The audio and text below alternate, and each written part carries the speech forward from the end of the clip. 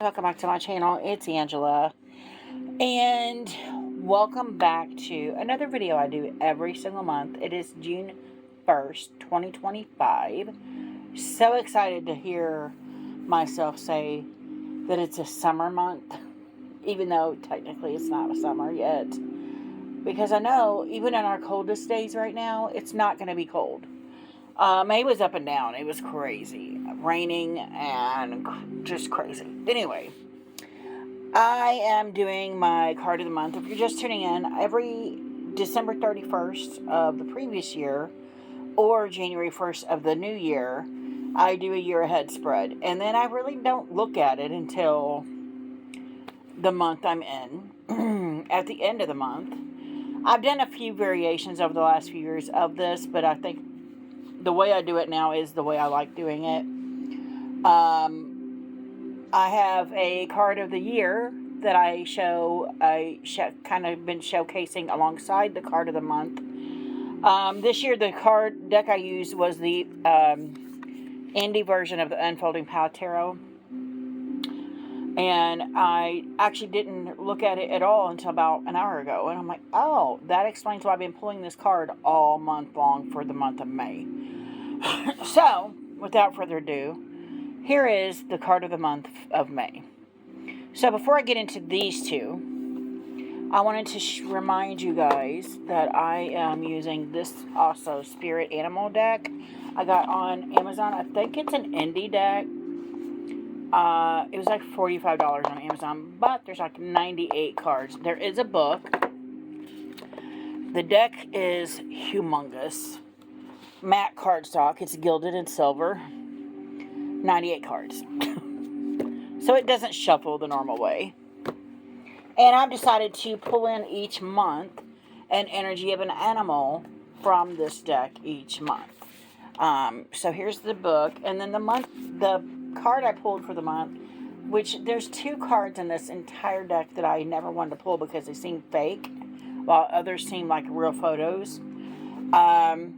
I pulled the Lamb card, and this is one of the cards that I thought looked fake. It's super cute. It's just the Lamb looks fake compared to some of these other cards. So some of the other cards I've had, where are they at? Oh, they're right here. I had the raccoon in January. Looks real.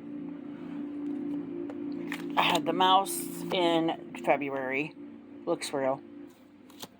I had the hedgehog in March. It looks real. And then I had the kookaburra, which looks real, in April. And then May we get the lamb. And I usually take keywords I find in the book on that specific animal.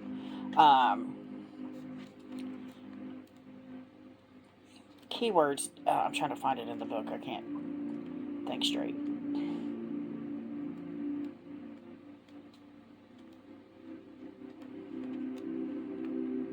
Trying to do the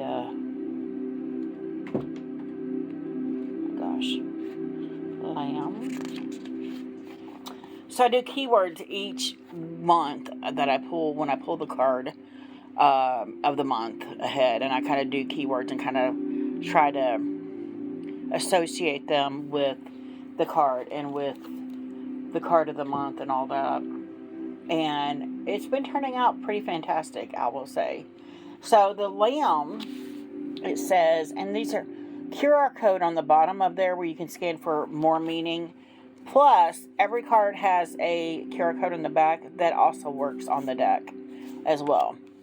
So we have the lamb, and it says, for the month of May, develop your sense of awe, indicating innocence, purity, and gentleness. The lamb calls us to embrace childlike wonder, seek solace in simplicity, and cultivate a nurturing heart. Its presence offers protection and comfort, guiding us to cherish life's uncomplicated joys.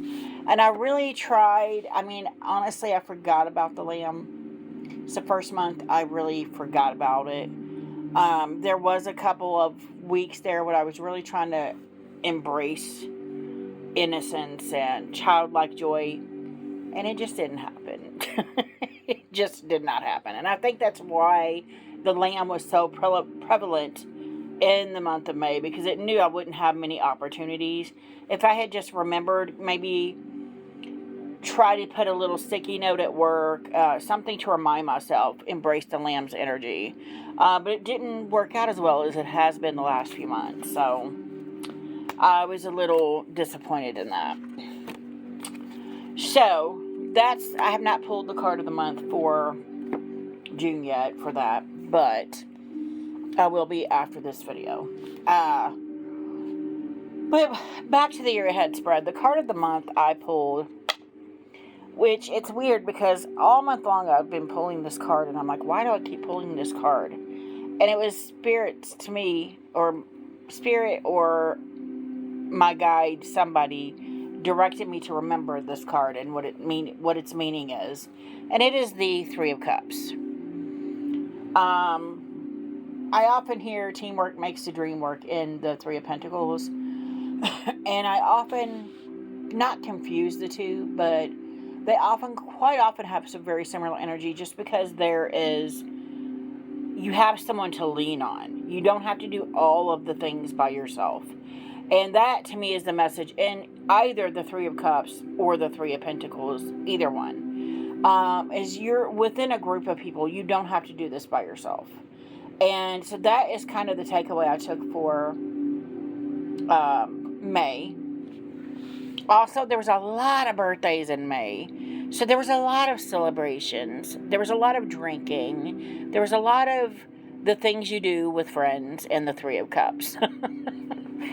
And I'm just always in awe of how much the month matches the card. Even though I've completely forgotten what the card was, by the time the month rolls around and I go through the month, and at the end of the month I look at it and I'm like, damn, it was dead on, as per usual. And I don't know why I'm even shocked anymore, because I've been doing this like 4 years now, this year ahead spread, and it's every month it's shocking how accurate it is. Because I don't bother with it, I don't think about it throughout the month. And then at the end of the month I'm like, yeah, that really rang true. Hardcore rang true. And then my son graduated in May. There was a lot of celebrations in May. And it wasn't just me. It was friends, family, a lot of different people that I've been different parts of different groups with. So I found that quite fitting for the month of May that this would be the card of the month. This hyper focus on celebrating, taking a break, taking time to just celebrate each other's company.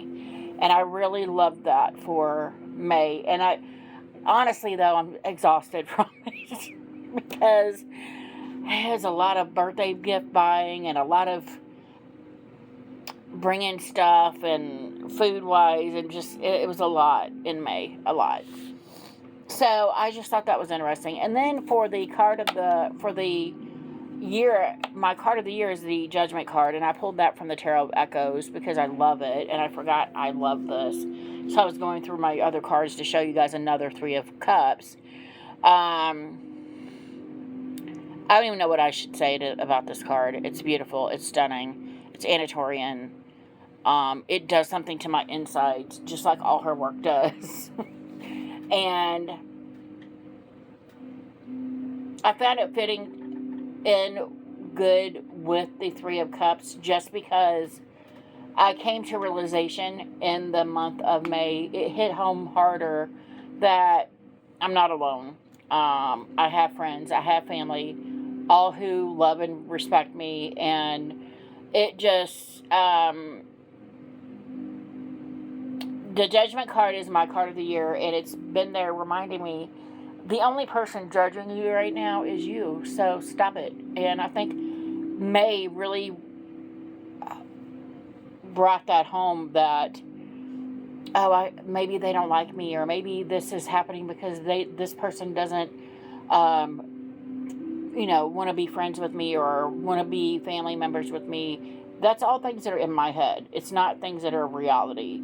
So I think the Three of Cups meshing with the Judgment card really helped me realize that in the month of May, that I'm not alone, and the things I think other people think of me are my own opinions.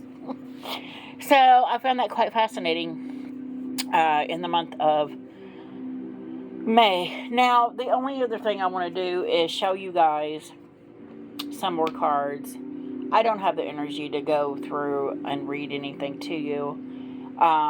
This is pretty self-explanatory card, and I freaking love this coloring in here. Look how happy they all are. And they're all different ethnic groups, it looks like, also, which I think is beautiful. My favorite card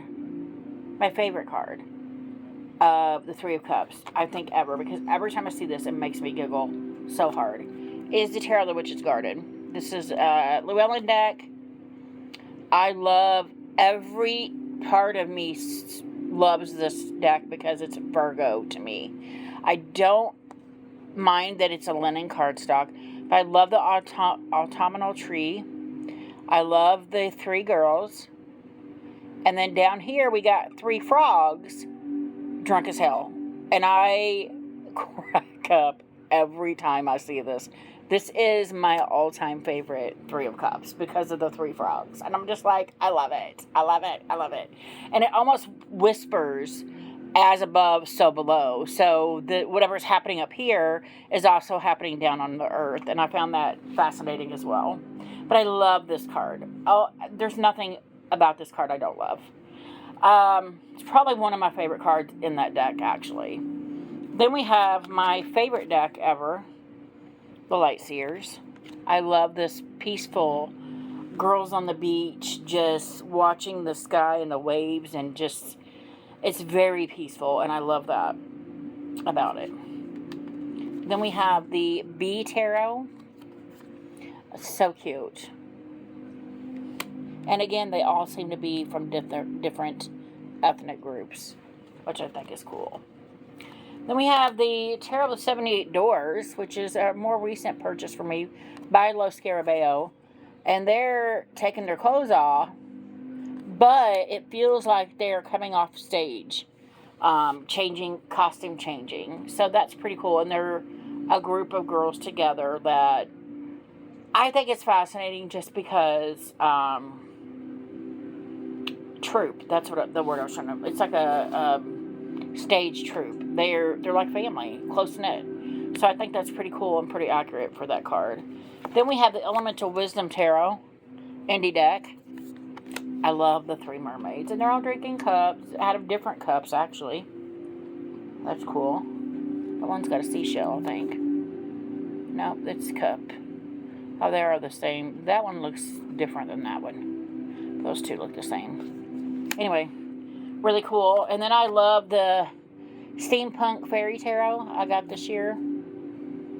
Gorgeous. Look at little fairies dancing in the water. That's cute. Then we have the, what's the name of this deck? Black Seed Tarot. Wow, I lost it for a minute. I thought that was cute. They're little foxes giving each other wine. Then we have my Desert Illuminations. And again, I feel like these are saloon girls, but I also feel like it's a staged play they're doing or something. And again, it feels like a carnival troupe or something like that. It's like close-knit family. Okay, the last three are all Anna Torrian's artwork. So I wanted to end with her Tarot of Echoes here, Awakening, Judgment card. Then we also have the French deck, Le Tarot Arthurian. It's gilded in gold. But I freaking love these. These three in my hand, well, two now, are top runners up below the Tarot of the Witch's Garden for the top Three of Cups. And then we have, this is the Tarot of Echoes. And I love, love, love how free and just fun-filled they look. Just free and beautiful. And then this one is the Bone, Stone, and Earth Flesh Tarot. My out-of-print deck, but that's Three Witches Around the Cauldron. Why not? I love it. I love it. I love it. I love it. All three of these. Anyway, that's what I'm ending with. That's all I got. If you guys have any questions, concerns, comment below. If you like this video, give me a thumbs up. If you want to see more, please subscribe. And don't forget to hit that notification button so you're alerted to any future videos. And I hope you all have a great afternoon. Bye.